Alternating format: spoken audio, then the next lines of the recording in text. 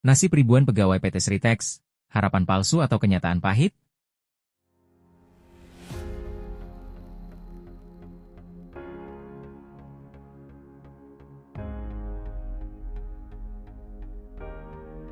PT Sritex, salah satu raksasa industri tekstil Indonesia, kini tengah menghadapi krisis besar. Ribuan pekerja mengalami ketidakpastian nasib setelah janji-janji yang diberikan perusahaan tak kunjung ditepati. Dari gaji yang tertunda hingga PHK massal tanpa kejelasan, para pegawai merasa telah diberi harapan palsu. Apa yang sebenarnya terjadi di balik kemunduran PT Sritex? PT Sri Rejeki Isman Tbk, atau yang lebih dikenal sebagai Sritex, merupakan salah satu perusahaan tekstil dan garmen terbesar di Indonesia. Pada tahun 1966, pendiri PT Sritex, H.M. Lukminto memulai usahanya sebagai pedagang kain kecil di Pasar Klewer, Solo dengan nama UD Sri Rejeki. 2 tahun kemudian, ia mendirikan pabrik cetak sendiri, dan pada tahun 1982, Sritex memperluas usahanya dengan mendirikan pabrik tenun pertama. Pada 1994, Sritex menuai keberhasilannya saat dipercaya memproduksi seragam militer untuk NATO dan Angkatan Bersenjata Jerman. PT Sritex dikenal sebagai perusahaan tekstil terintegrasi yang mengelola seluruh proses produksi, mulai dari pemintalan benang hingga pembuatan pakaian jadi. Selain memenuhi kebutuhan domestik, Sritex juga memiliki basis pelanggan internasional yang tersebar di lebih dari 100 negara, dengan pasar utama di Amerika Serikat, Eropa, Asia Tenggara, dan Timur Tengah.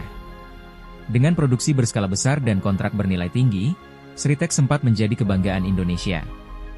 Sritex mulai menghadapi masalah keuangan serius sejak tahun 2021.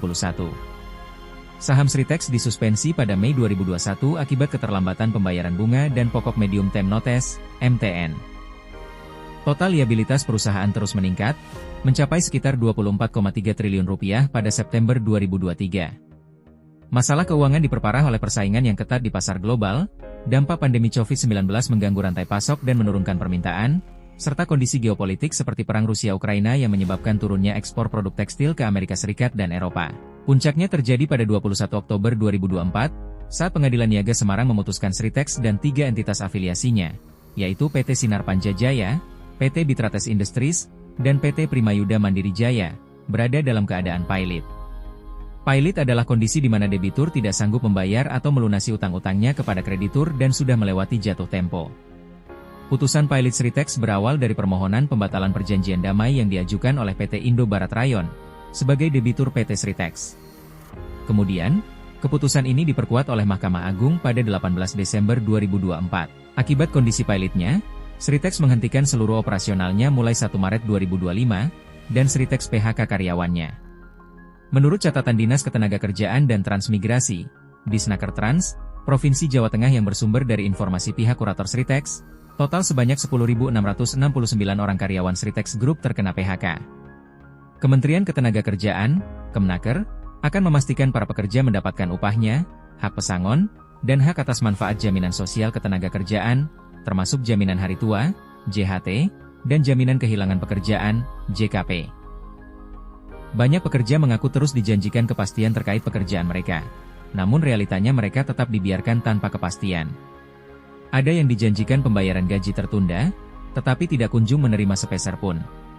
Ada pula yang dijanjikan akan dipekerjakan kembali, namun hingga kini tidak mendapat panggilan kerja. Ribuan pegawai mulai kehilangan kepercayaan terhadap perusahaan. Ribuan pekerja mengalami ketidakpastian nasib setelah janji-janji yang diberikan perusahaan tak kunjung ditepati. Dari gaji yang tertunda hingga PHK massal tanpa kejelasan, para pegawai merasa telah diberi harapan palsu. Tak tahan dengan ketidakjelasan ini, ribuan pegawai turun ke jalan melakukan demonstrasi. Mereka menuntut hak mereka, gaji yang belum dibayarkan, pesangon yang masih tertunda, serta kepastian nasib mereka. Protes demi protes dilakukan, tetapi apakah tuntutan mereka benar-benar mendapat tanggapan serius dari perusahaan? PT Sritex akhirnya mengeluarkan pernyataan resmi, mengklaim bahwa mereka masih berusaha mencari solusi terbaik untuk para pekerja. Namun, banyak pihak yang meragukan janji tersebut. Pemerintah pun mulai turun tangan untuk menyelidiki kondisi perusahaan dan memastikan hak-hak pekerja tetap terlindungi. Namun, apakah langkah ini cukup untuk menyelesaikan krisis yang terjadi? Kini, salah satu pabrik yang menjadi bagian dari Sritex Group yang berada di Kabupaten Sukoharjo, Jawa Tengah resmi berhenti beroperasi per Sabtu, 1 Maret 2025. Penutupan pabrik dikarenakan dampak pailit perusahaan. Ribuan karyawan pun harus mengalami pemutusan hubungan kerja, PHK. Pihak PT Sritex mengonfirmasi bahwa pembayaran THR akan dilakukan setelah seluruh aset perusahaan yang saat ini berada di bawah hak kurator terjual. Direktur Umum Sritex Group, Supartodi, menegaskan bahwa ex-pekerja PT Sritex akan menerima seluruh haknya secara bertahap. Gaji bulan Februari 2025 akan diselesaikan terlebih dahulu, dilanjutkan dengan jaminan hari tua, JHT, dan jaminan kehilangan pekerjaan, JKP, yang diperkirakan cair sebelum Lebaran, ujarnya pada Senin, 3 Maret 2025. Lebih lanjut, ia menjelaskan bahwa pembayaran THR dan pesangon baru dapat dilakukan setelah seluruh aset PT Sritex terjual. Oleh karena itu, THR bagi eks-karyawan PT Sritex tidak akan diberikan pada bulan Ramadan 1446 Haji, THR itu nanti akan ada hitungannya setelah aset-aset terjual atau selesai. Pemerintah Provinsi Jawa Tengah, Pemprov Jateng, menggandeng 9 perusahaan untuk membantu penyerapan tenaga kerja bagi buruh terdampak pemutusan hubungan kerja, PHK, oleh PT Sri Rejeki Isman Tbk, Sritex Group, di Sukoharjo. Gubernur Jawa Tengah, Ahmad Lutfi mengatakan, langkah ini dilakukan untuk mengurangi dampak sosial akibat PHK terhadap 10.965 buruh. Ada, perusahaan, garmen, sepatu, dan lainnya. Nanti HRD-nya akan kami rapatkan dengan dinas terkait agar mereka bisa ditampung untuk bekerja, ujar Lutfi di Gedung Gradika Bakti Praja, Senin, 3 Maret 2025. Bahkan, ia menyebut bahwa perusahaan-perusahaan tersebut akan memberikan keringanan persyaratan usia bagi buruh terdampak PHK yang ingin melamar. Kemarin info awal mereka, perusahaan, menyanggupi untuk menerima pekerja selama usianya tidak lebih dari 45 tahun, lanjutnya. Lutfi menambahkan bahwa Kepala Dinas Tenaga Kerja dan Transmigrasi, Disnaker Trans, Jawa Tengah, Ahmad Aziz, saat ini berada di Jakarta untuk berkoordinasi dengan instansi terkait guna menjamin hak-hak buruh terdampak PHK.